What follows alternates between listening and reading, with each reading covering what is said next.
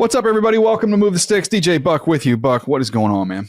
None, man. Look, I'm just sitting here saying, like, you don't have the normal energy that you have when you pop on the pod. I want to make sure everything is good. I know, you've been going back and forth, like Padres up, Padres down, and I just want to make sure that doesn't. No, we are right. Okay. We're right where we want to be, man. Okay, I just want to make sure you're good. Like, yeah. I know you live and die with your team. I think we got you're good. 29 games left. We've got 7 with the Rockies and 3 with the White Sox. If you don't follow baseball, they stink. So we got a good shot. Dodgers were there within range here. I think they're 2 games, but we worst case scenario, we're the 4 or the 5. We're gonna beat the Cubs. We're not losing to the Cubs in the playoffs. Come on. And then and then we go from there. But forget baseball, Buck. We've got college football tonight, man. So crazy doubleheader. I think I know Cincinnati's playing Nebraska. Bunch of games, yeah. I guess in Arrowhead, like that's a big deal. Great.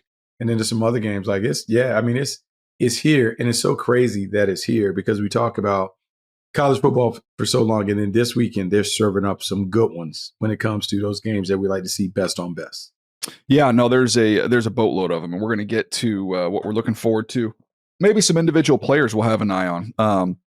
The other game, by the way, Boise, South Florida tonight, Boise number 25. So that's a good part of the doubleheader tonight. Friday, we've got my son's school, Baylor, welcoming Auburn, which will be a fun Friday night contest. Yeah, we've got games Saturday, full slates. We got some great matchup on Sunday plus Monday. Like we are loaded for football this weekend, college football wise. But NFL wise, a couple things I wanted to get to before we get there, and I wanted to start with the extension for Kyle Hamilton, safety with the Baltimore Ravens, and thought it'd be interesting if we kind of went back. Do you remember the conversations on him when he was coming out of the draft, Buck? Yeah, I mean, so here's the thing. There was a conversation that was had at the end of the football season where everyone, it was kind of universal. Everyone loved him as a football player, talked about his versatility. He could be in the box, deep middle, what he brought to the table.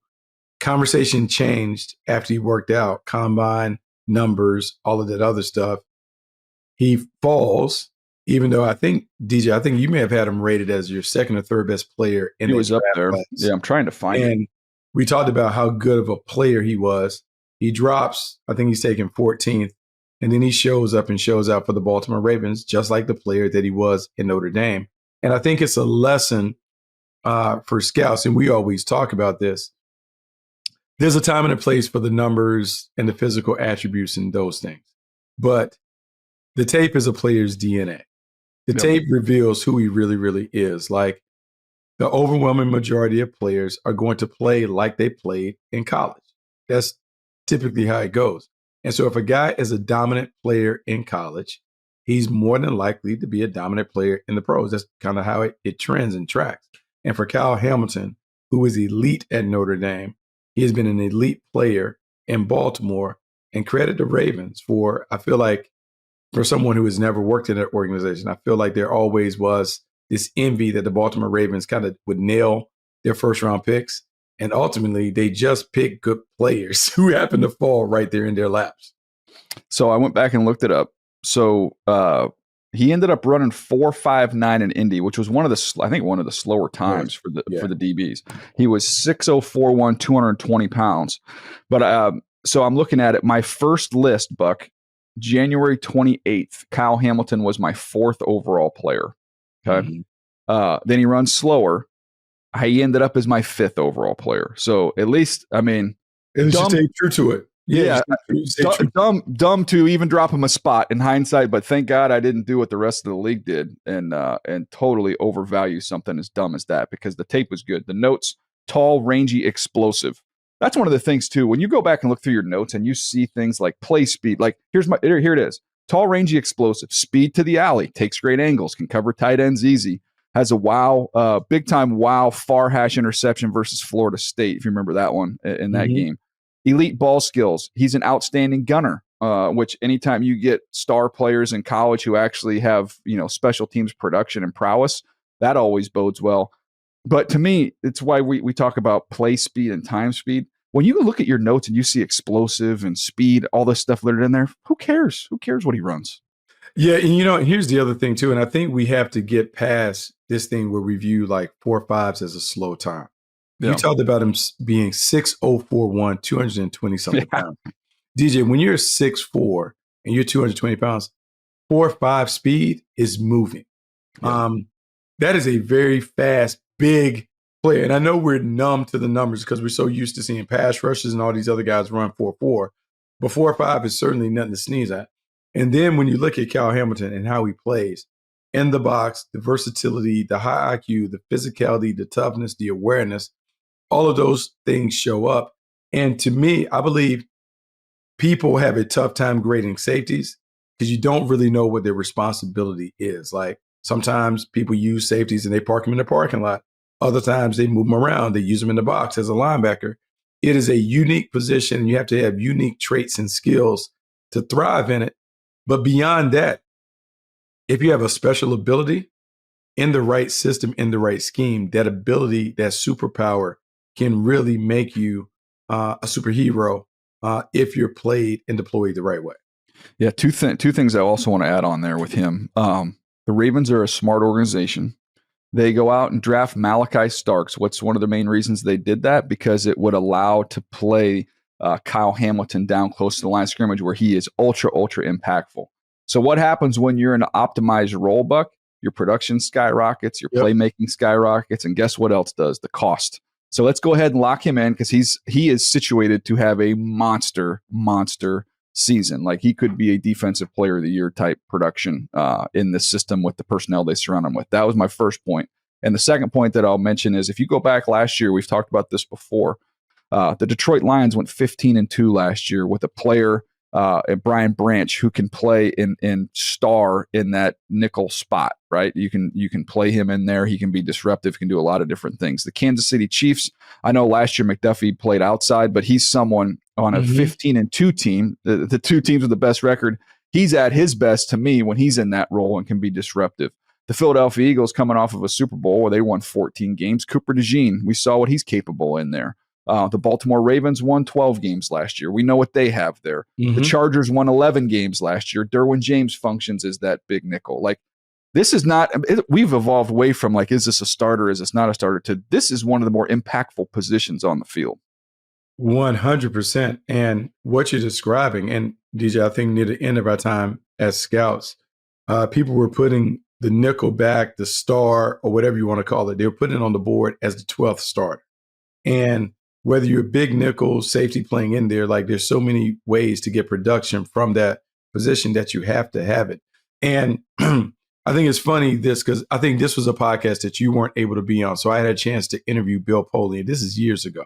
And Bill Poley and I are talking and we're going through everything. It's almost like, hey, ask a Hall of Fame GM anything that you want to know.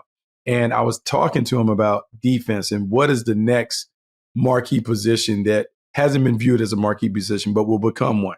And he cited safety or the nickel player.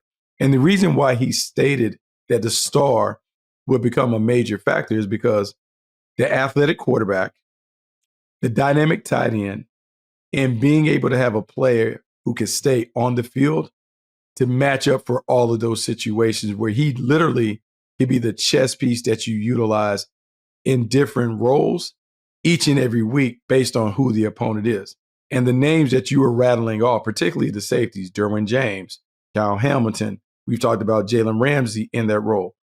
DJ, every week they get the game plan and they may be asked to do something else to neutralize a big part of the opposing offense. I think there is value and more teams are seeing value in that do-it-all playmaker, but he's in the middle of the field in that interior triangle in the secondary, whether it's the center field safety, the nickel, dime, whatever defender you want to call him. But in that interior triangle in the middle of your defensive backfield, you better have one player that's dynamic and versatile to handle multiple roles. So I will flip this to you on the opposite side because we're talking about the importance of having players in those spots defensively. Tell me if there's an argument to be made. The two offensive minds that have had the most longevity and consistency of success in the NFL right now, I would say Andy Reid and Sean Payton. Yeah, right? They kill it. Do they build it outside in or do they build it inside out? They build it inside out. And DJ, it's funny, God rest his soul, the late Dick Duran, when I was playing in Jacksonville, and we were on an exercise bike one day, and I was asking him, Coach, how do you build a championship team? Like, in your mind, how do you build a championship defense? He said it never changes the sport. Baseball, basketball, football, you have to be dominant right down the middle of the field. And so in baseball, he was like, pitcher, catcher, short, second, center fielder. That's where your A-level players are. Basketball at the time, it was point guard, center. You have two dominant players there, you're going to win a bunch of games. In football, it's right down the middle when you talk about your interior guys, your Mike linebacker, your safeties, being able to control the middle of the field to force people to the edges where you put speed. As much as we talk about the game evolving, some of those old tenets still work. And when we see Kyle Hamilton and some of the safeties that we see each and every week, they are a big part of what you need to have to be a championship caliber defense. Yeah, no, I just think it's where offenses think the best matchups are when you get, Sean Payton talks about having that joker. He's always had backs and tight ends that can separate and win. Oh. Travis Kelce is going to be a first ballot Hall of Famer, and that offense has run through him during this entire Kansas City run.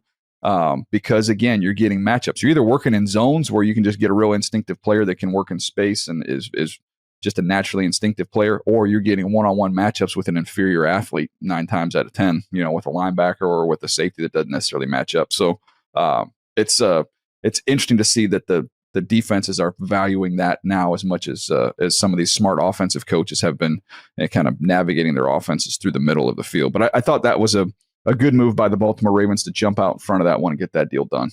It's like contrary to what the Dallas Cowboys are doing when you wait and wait and wait and the price continues to go up. What the Baltimore Ravens do in doing this, they not only lock up one of their young players for the future, they get them at a cost that is going to look like a very affordable cost as it grows.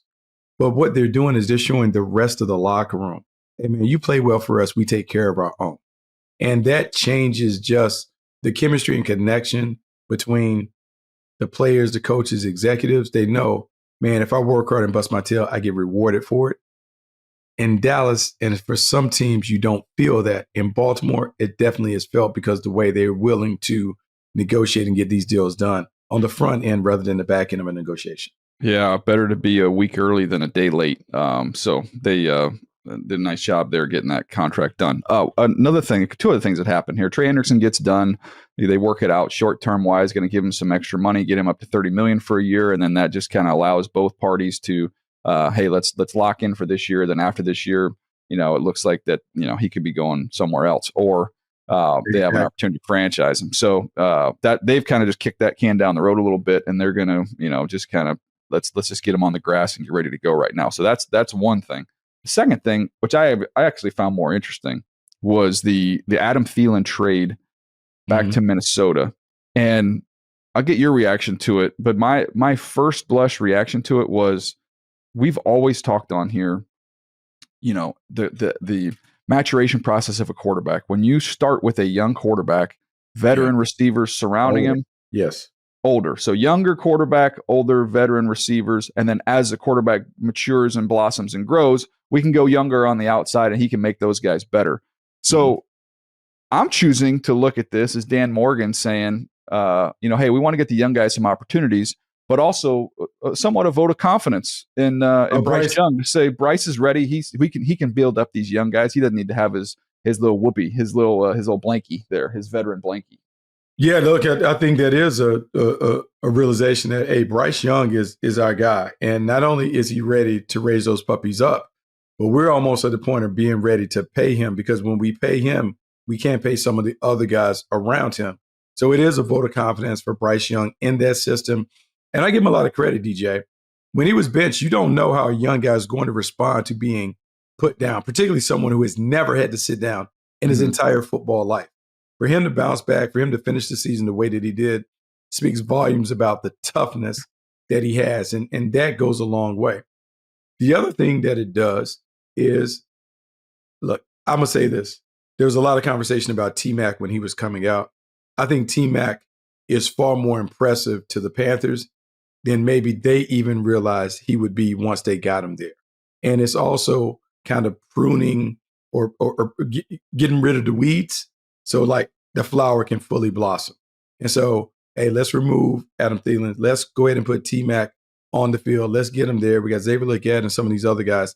Let's get these guys in a position where they can bloom and grow and blossom with the flower that we have in Bryce Young. The removal of Thielen allows them to do that because they don't get bogged down with a veteran taking some of these reps that could go to the young guys.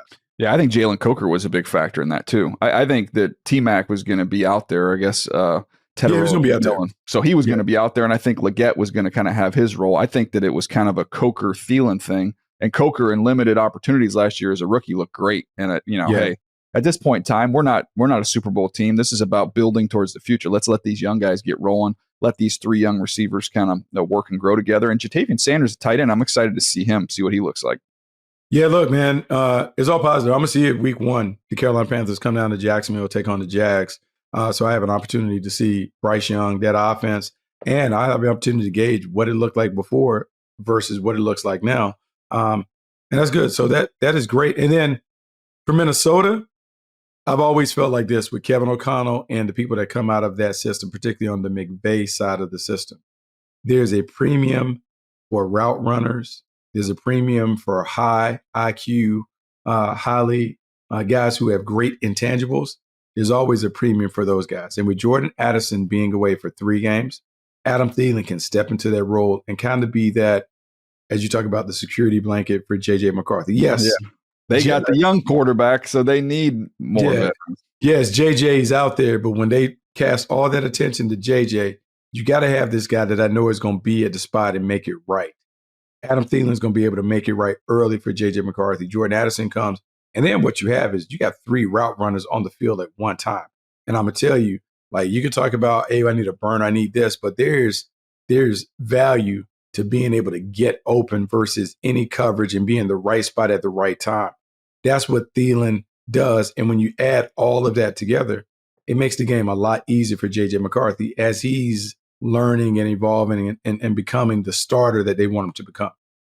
Yeah, I'm excited to see what Minnesota looks like here with J.J. McCarthy and how does the offense change it all a little bit with him versus what we saw last year with Sam Darnold. So excited to see them. Let's take a quick break, Buck. Let's pivot afterwards, and we'll jump into what we've got coming up in the college football slate of schedule here, which is pretty awesome. Right after this. All right, I'll just open it up, Buck, to start this slate. There's a bunch of great games. I mean, there seems to be one that stands above, but what is Bucky Brooks looking forward to the most this weekend? Well, I mean, it's a quarterback-driven league, and so I want to have an opportunity. Everyone's talking about Kate Klubnik, and they're talking about Garrett Nussmeier. I want to see what those guys look like when they square off against one another. One, it is it's a shootout at the OK Corral. Like when you're playing opposite another guy that they deem to be a dude, do you have the ability to take your game up a notch to get your team over the hump? The second part of it is looking at it from a pro evaluation standpoint. Do these guys look like franchise guys? If they do look like franchise guy, what kind of franchise quarterback are we talking about? Are we talking about a guy that is a truck that we can put him in any situation and he'll figure out a way to lead us? Or is he a high-end trailer where we got to make sure that we have the pieces around him? What is going to make him go? Yes, he has supreme talent, but what does he need around him to get him going? I want to see those 2 guys get it done. And I'm not going to lie, like the Brian Kelly thing has me intrigued. Watching any given Saturday, the pressure that is on LSU, I want to see how Brian Kelly and that team handles the pressure with Nussmeier being the leader and the guy that kind of has to make it happen.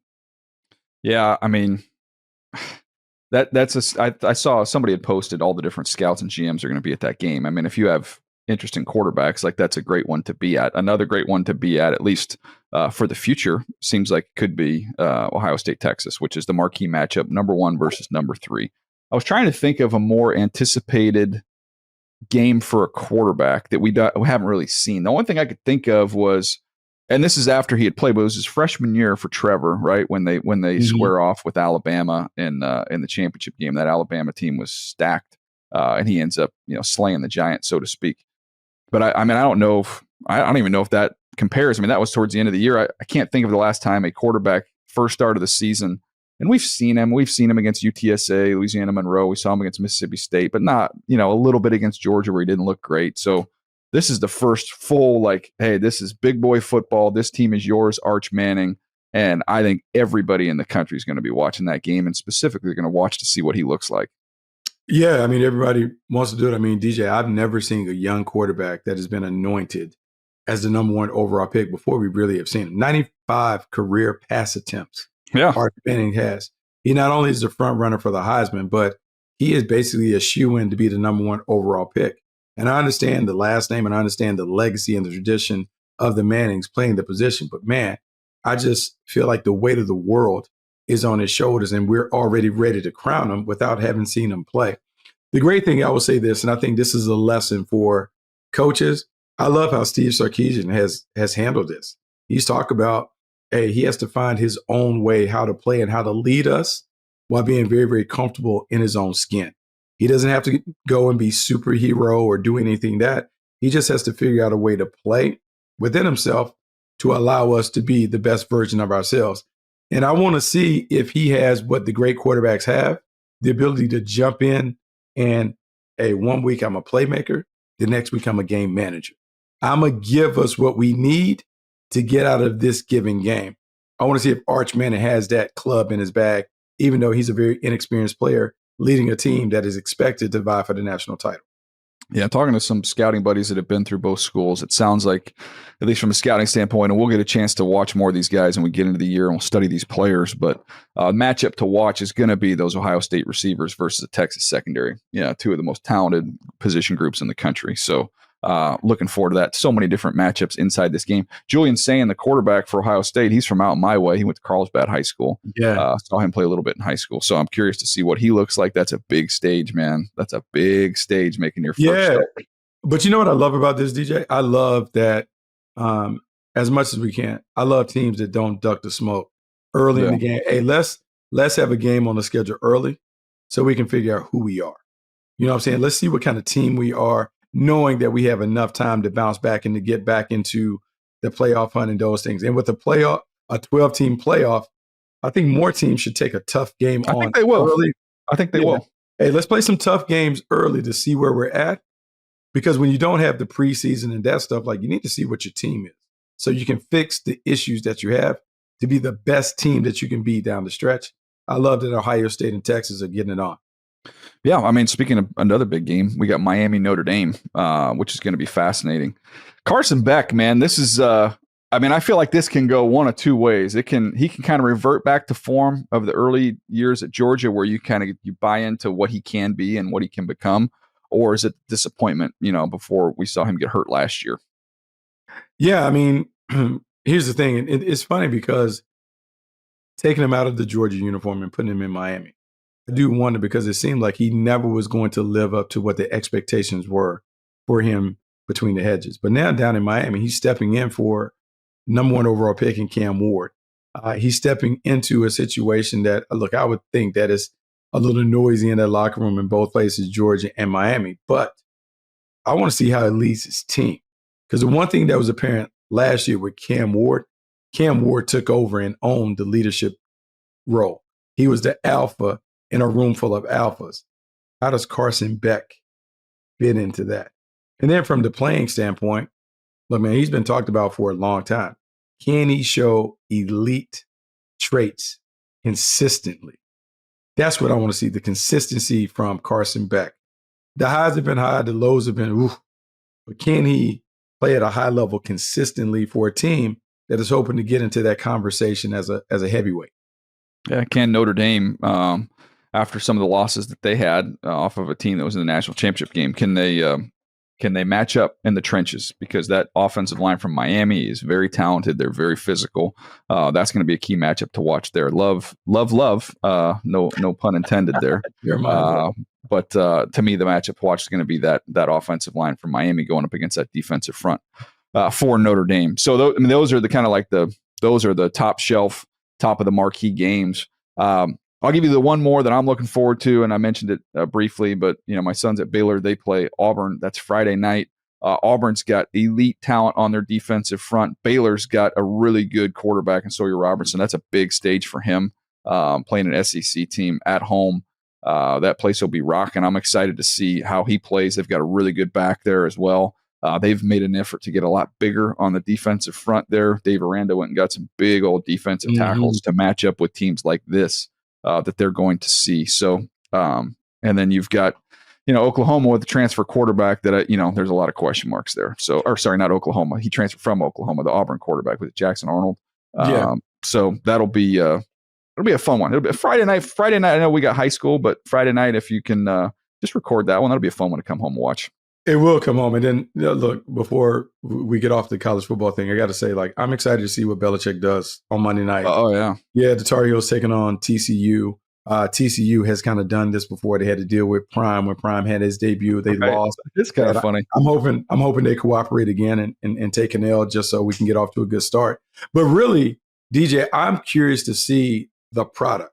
Because it's one thing to talk about, the greatest coach of all time, coming down to the collegiate ranks. He's going to do his thing. I want to see what it looks like because there's been a ton of turnover. The game is the game, but how quickly does Bill Belichick adapt to the college game after spending his entire existence in the NFL? How many girlfriend cutaways are we going to get from the television broadcast on that one? I think we'll probably have her in the suite, probably tucked away somewhere where maybe we can't see her. But yeah, there's going to be some of that. There's definitely going to be a few Jordan sightings, and we're not talking about the GOAT. Michael Jordan, we're talking about This is the problem with social media now. When they change the thing on Twitter X where anybody can get verified, where it used to be kind of you knew the verified that was like the real person. Yeah. Now it's like, I don't know. I see a check mark. It doesn't even mean anything anymore. But I see these stories about what's been trademarked and I'm like, I don't know if this is real or not. I'm not going to talk about it because it may just be some hoax or some joke. But I was like, oh my gosh, I hope for Carolina's sake that they get off to a good start. If you get off to a good start, that stuff's all funny in the background. If some reason they start out 0-3, 0-4, oh man, that's going to be a mess. So I'm hoping they get off to a good start. And I am excited, as you mentioned, just to see what brand of football they're going to play. Is this going to be Bill Belichick wide open college football, or is this going to be Bill Belichick? Hey, let's muddy this thing up. Let's be physical. Let's try and change the identity of what we're doing here. Yeah, look, I just want to see. I want to see if they can. You talk about bloody people's noses, and you talk about being fat, physical, and feisty, and all that other stuff. I just want to see it, man. After talking about it for so long, I just kind of want to see how he builds a program and how he plays. It didn't end well in New England, but now he gets a fresh start at the collegiate level. What does it look like him building a program? Especially because Nick Saban credited so much of what he did learning from Belichick. I want to see what the master does in the same environment. Yeah, I wonder if Nick has returned the favor here and just given him a little heads up on some of the landmines. Although, the college football that Nick Saban coached, it ain't the same anymore, man. That changed. I think that was pretty evident here over the last couple of years. So some of that stuff's not going to be as helpful. Yeah, it'd be fun. The ball is the ball, but yeah, the way that you acquire talent is certainly a different way. It's different than what it was.